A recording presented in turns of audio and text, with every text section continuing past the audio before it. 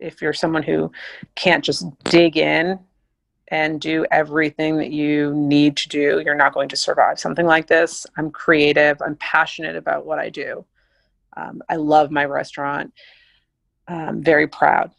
There's definitely a lot of pride there. I'm not going down. We're gonna figure this out. So, and I'm stubborn. I'm a stubborn German woman, and I'm not gonna let COVID take me out. That's just not gonna happen.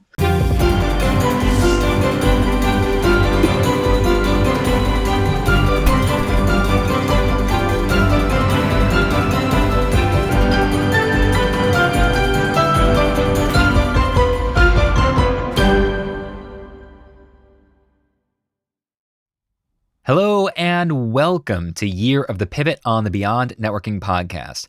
This season, we're learning from individuals and organizations who made monumental shifts in 2020 in order to keep their business alive and continue pursuing their mission. I'm your host, Brian Miller, an author, speaker, coach, and consultant on human connection. Today's pivoter is Pam Pados, a beloved Connecticut-based entrepreneur and restaurateur who longtime listeners of this podcast will remember. In fact, Pam was the very first guest ever on this show back when it was called One New Person. When the world shut down, restaurants were the first and most visible industry to pivot, shifting to takeout only and building the foundation of curbside pickup, now a mainstay in our culture. Like, can you remember a time without curbside pickup? In Pam's case, it was even trickier. Her current restaurant is a bistro and bakery designed around a small town ambiance and community tables in a very tight space. She didn't have the systems or the staff to do takeout. But almost a year later, Popover Bistro and Bakery remains a pillar of the community. And I know that because I live here. In this conversation, Pam walks us through the nightmare that was her 2020 pivot. Pay attention to how her unwavering commitment to staying alive kept her going even in the darkest and most chaotic of times. A word before you listen. In true COVID fashion, we had a lot of internet difficulties during this particular recording. This was in the early days of Year of the Pivot when I was still using Zoom before switching to our sponsor, Riverside.fm. In fact, this episode is the reason I searched for a new remote recording platform. Due to an intermittent internet connection, I had to ask Pam to repeat her stories many times, which was frustrating for both of us. I was already asking her to relive incredibly difficult and emotional moments that were still really fresh back in November when we had this conversation. I felt awful asking her to repeat them. As such, this episode is going to feel a little pieced together. I did the best I could to take the highest quality pieces of the recording and splice them into a coherent conversation. But don't despair, it's really only the first 10 minutes that's going to feel underwhelming in terms of audio quality. Bear with the first 10 minutes and you'll be smooth sailing after that. And I promise it's worth the effort. There is so much good stuff here. Thank you, Pam, for being so understanding in the midst of all the other chaos. Check the show notes for all the ways to connect with Pam on social media. Head to yearofthepivot.com for the Pivot Power newsletter. Get notified when a new episode drops, the Pivot Pearl of the Week, and gain access to exclusive live streams, masterminds, and clubhouse get-togethers. And now I bring you my dear friend, Pam Pados. What are you working on right now? I'm just honestly just working on how to get to the end of this year and cross the finish line and hopefully just be able to start fresh and bid 2020 a farewell. It was a great challenging year. We did it. Woohoo. Move on. Yeah. I'm out of new ideas at this moment. Yeah. You know, and so this is interesting. So you and I, we just had to restart this conversation, and this is like 2020 all over, right? Like we just had to restart it because the Zoom bandwidth or something hung up and whatever. And the first time I asked you the question, you were speaking about how everything had been going well this year until like just a few days ago, one of your cooks got COVID and then you had to shut down and quarantine and you're just rebuilding again. And just, I feel like, do you just throw your hands up in the air at this point? There have been a couple times where I'm just like, I'm done. I can't do this anymore. It's mentally exhausting. because there's just always something. It's been very hard to find staff. I'm doing things I wasn't doing before, cooking every day. So I'm on the line and I'm cooking and I'm running the restaurant and managing my staff and taking care of bills. And it's an insane amount of work. I've never worked so hard in my life. Oh, I'm sure. And So I see in the community forums on Facebook and things that occasionally, in spite of all that, you still get the jerks, right? You still get the critical customers in spite of all this. absolutely. Absolutely. We get the people who are going around to different places trying to catch you doing something bad. I was cooking the other day and I'm cooking an 8 to 9 hour shift. You don't really get to take a break because people are ordering constantly. And I took down my mask. And mind you, I don't have COVID. I get tested every so often. I took down my mask. I drank a water, took a breath, talked to my other cook a little bit. And this guy was standing in the window of my kitchen, took a picture of me and sent it to the health department.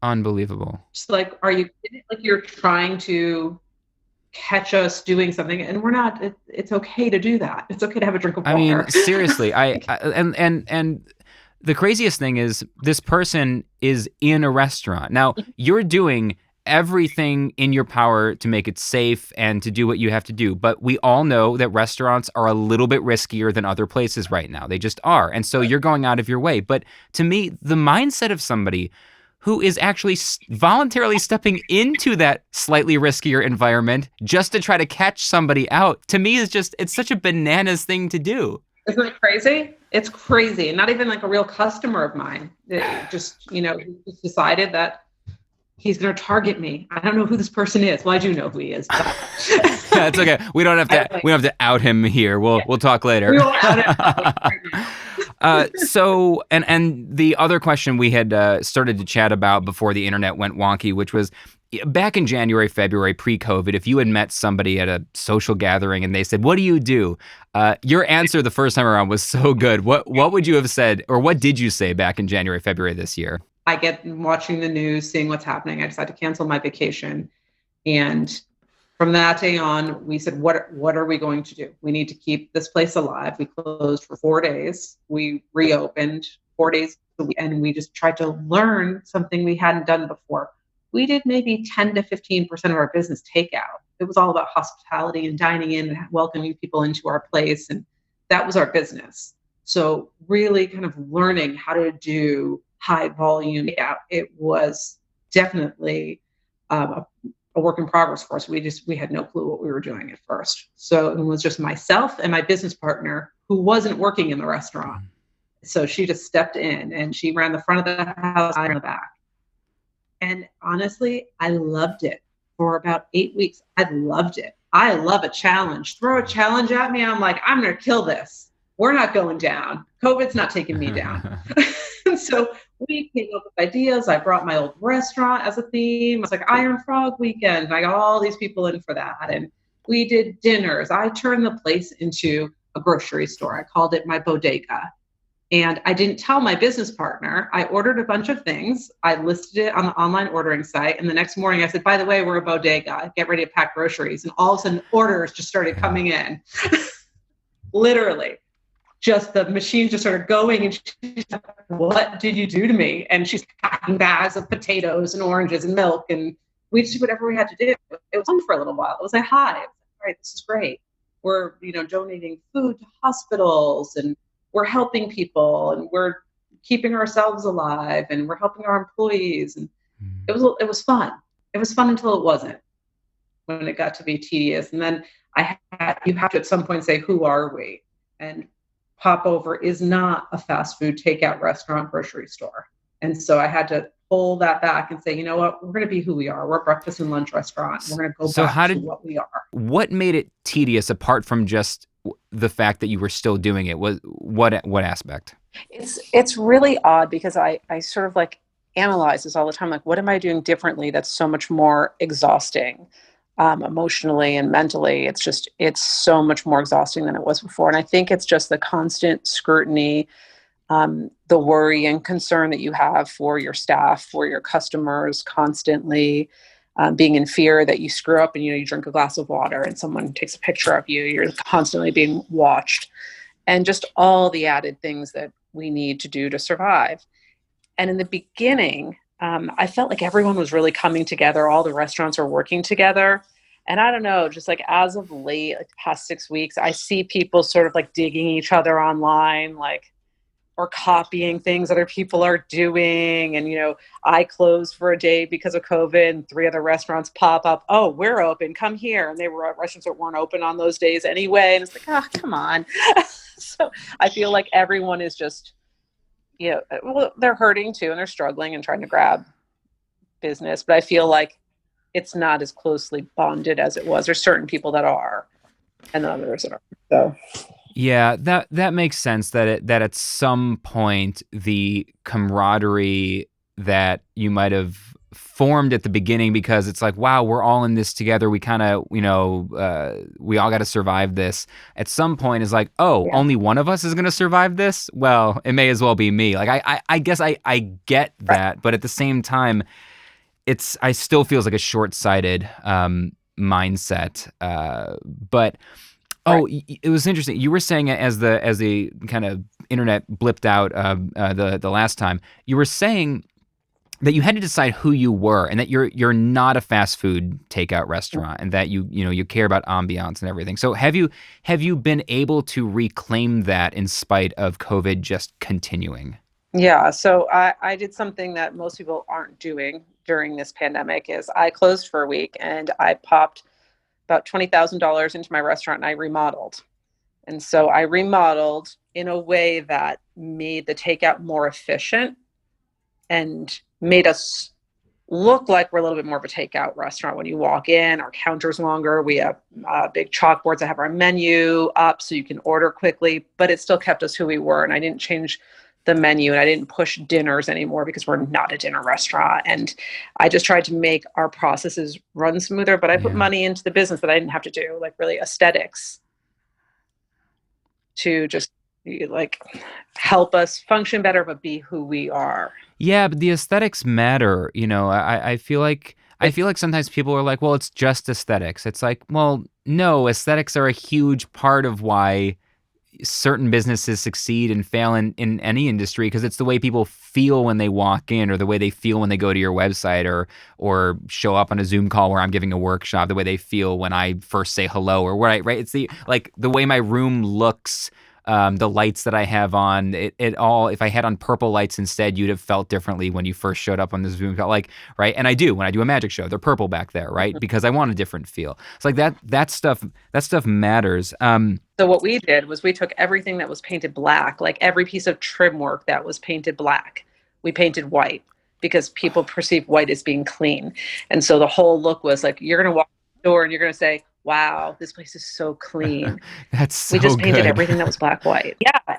And I mean, it does, you walk in, you're like, whoa, but it's still in keeping with who we are. It still looks charming and sweet and this like small Yeah. town bakery, but you walk in, Yeah. you're like, wow, And you it's don't have an clean. easy place to remodel for COVID, because for the listeners, for the viewers here, maybe I can put up a photo of maybe you can send me a photo of what it used to look like and what it looks like now.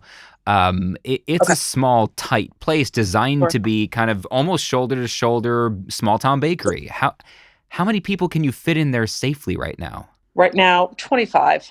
Really? That's And more than I expected. That's good.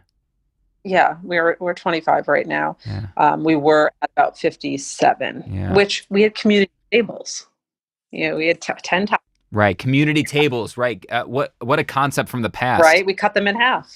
They're that was the first thing we did. Yeah. Oh, get rid of those. They won't be used anymore. We cut them in half and had them rebuilt. I Hmm. mean, just and I feel for what you just said too about investing 20 grand in the business in the middle of all this. That the first decision I made back in March, when I lost everything overnight. I had speaking contracts into 2021. You know, 12 months in advance, 15 months in advance, and literally just in the span of 2 days, 100 cancellation emails were being forwarded to me by my management, and I had a baby on the way that no one knew about yet, and I was just in a complete panic, and the industry collapsed. It wasn't just my events; the entire industry in which I work disappeared, and in those couple of days, while all that contracts, all that money disappeared, the first thing I did is I hired my business coach for an immediate session. I put down thousands of dollars for an immediate session. I said, I need you to teach me how to build a virtual business now. I need it running by next week. Like, I got no time to waste here. No trial and error. What works now? And so I had to spend that money while I was losing all of it, hoping it would pay off. And that decision was so difficult. So when you said I spent 20 grand to remodel, I was like, oh, I feel that hard. Yeah, people were like, what are you doing? The restaurant next to me came up and he was like, why are you putting money into your business right now? I'm like, because I have to. We're not going back to normal ever. Yeah, because you're playing. So a book that came out last year, which is brilliant, is called The Infinite Game by Simon Sinek, and you've always played the infinite game. I think you'd really enjoy this book too. It's about businesses and entrepreneurs, and even just in your life, the difference between finite games and infinite games, and that there's both of these games we play all the time in our lives and in work, and finite ones have fixed players and agreed upon rules, right? Football is a finite game. We know when the game's over. We know who won when it's over. We've all agreed. Politics is supposed to be a finite game. We're all supposed to agree when the votes come in that who won and who lost, right? Right. Supposed to. Right. So, but infinite games are things like marriage is an infinite game. There's no winner or loser. The goal of marriage is to stay in marriage, right? The goal of friendship is to stay in friendship. The goal of business is to stay in business. There's not a winner of business. You're not going to win the game of owning a restaurant. There's no such thing. And earlier you were talking about some of the local restaurants who are playing as if it's a finite game. I have to beat Popover in order to stay in business, but that's not the case. They just have to stay in business to stay in business. And I feel like you have always been like that, infinite-minded and thinking, this is it. This is what we're doing. And so why would I stop investing in my business? I'm here to stay in business, right? Right. I'm not looking to close. We're not closing. I've said that from the beginning. Everyone's like, oh my God, are you going to be okay? I'm like, yeah, we're going to be okay. We don't have another option. Isn't that amazing what we don't have another option does for you, for your kind of innovation, creativity, thought process? So you mentioned earlier when we first got on that at this point, it's middle of November, almost Thanksgiving 2020. You said, I'm out of ideas. Are you really out of ideas, or are you just having a moment right now? I don't know. I'm spent. I have to tell you, it's difficult to constantly try to figure out things, figure out a new game, a new way to do things. And with the winter looming and maybe another shutdown, like I just don't know if I can go back and do what we did in March and April. It's not going to be fun again. It's not going to be challenging. I've already had those balls thrown at me. I'm just, it's tough. Yeah. No, it's challenging because there's just not a lot of people to work either. So I'm doing everything on a limited staff, and it's just draining. I've definitely been drained. I'm so blown away that people are having trouble hiring when there's so many people out of work. Why are you having trouble finding staff? I'm finding trouble finding good staff. There are people out there looking for work. There's a lot of people who have never worked in a kitchen before, and they apply to be an experienced line cook, and they've never done anything close to being a cook. Yeah. And right now I need people who know what they're doing and who are safe and have done this before. And then you get people who just are job hopping, and they'll start for a few days. They seem great. And then someone else offers them more money because everybody's looking for people right now. Okay. And there's the irresponsible ones. It's just hard to find good quality people right now. And a lot of cooks don't want to work breakfast. No, it's just not. It's not. I guess that's probably just a thing that's always been true. But that other the first few things that you said there about that also says to me the same thing we were talking about being infinite minded. You're not looking for someone who's just going to come in and do it for a few days and bail you out this weekend and then have to start over next week. You're looking for someone who's going to be a good fit for the restaurant and your community and the ambiance and the customers and the fans. I mean, you have fans in a way that most restaurateurs don't have fans. They have customers. I have people who will come in and physically take someone out of my restaurant if I want them to. That's so useful. I put up frustration post and people are like, who is it? I'll be there. So that's funny. so crazy. I have to tell you, I mean, because we had the baby on the way, Lindsay was pregnant all year, and now we have an infant. I have not been inside a single restaurant since COVID, and I miss yours so much because I used to pop in when I wasn't on the road. You know, I just pop in, get a coffee, get a this, say hey to everybody that knew me, you know, and I enjoyed it. And I miss just the pop in, pop out, kind of like wave at people. And man, that is a thing I've sorely missed this year. And we've just had to be with an infant, you know, no immune system, just way too careful. We've been so shut down this year. So okay, I have Absolutely. 3 questions to wrap this up, which are the same 3 questions I ask everybody. These are standardized so that it helps me figure out how to categorize each of the stories and find the themes that make sense together. So first, and you can take a second to think about this, how would you describe your 2020 in one word?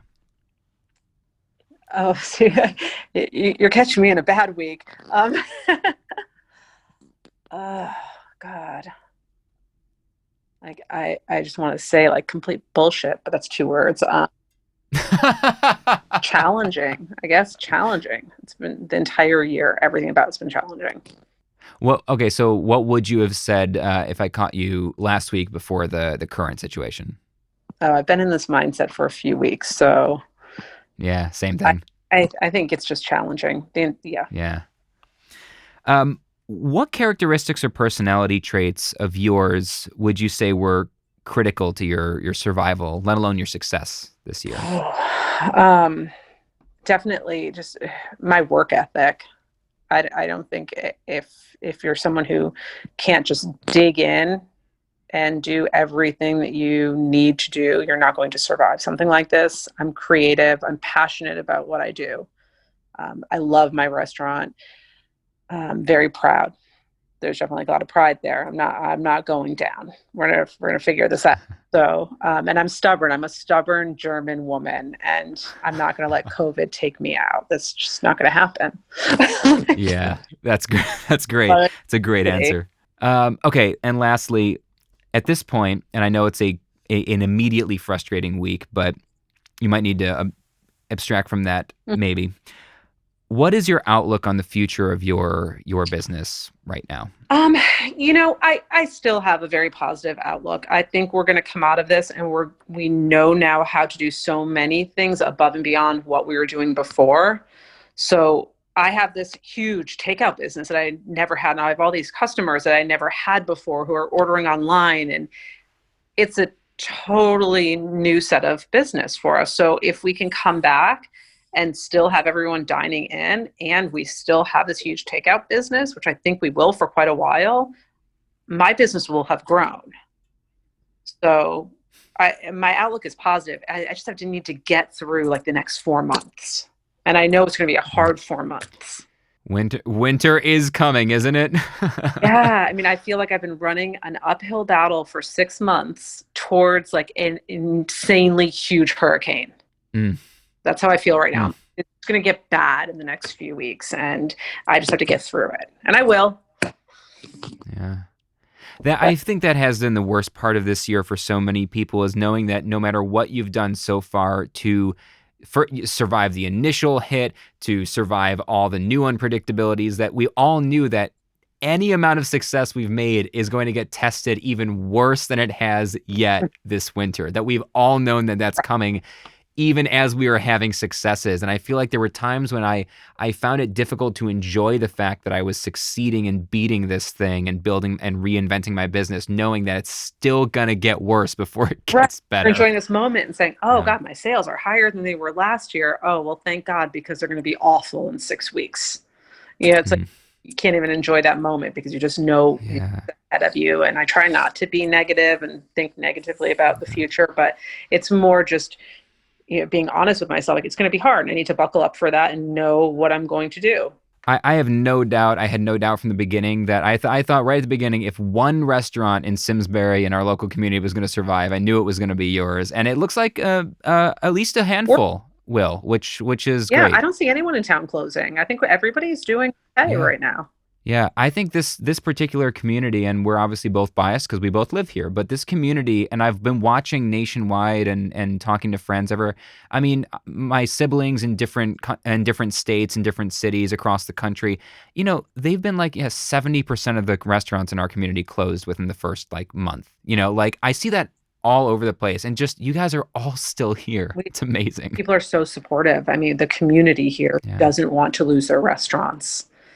And without that, we would not have succeeded. So, well, that's great. I'm glad your outlook is positive, and I'm so happy that we were able to do this. Thank you for bearing with the 2020 internet. Nothing is easy. 3 attempts to make this conversation. I really appreciate it.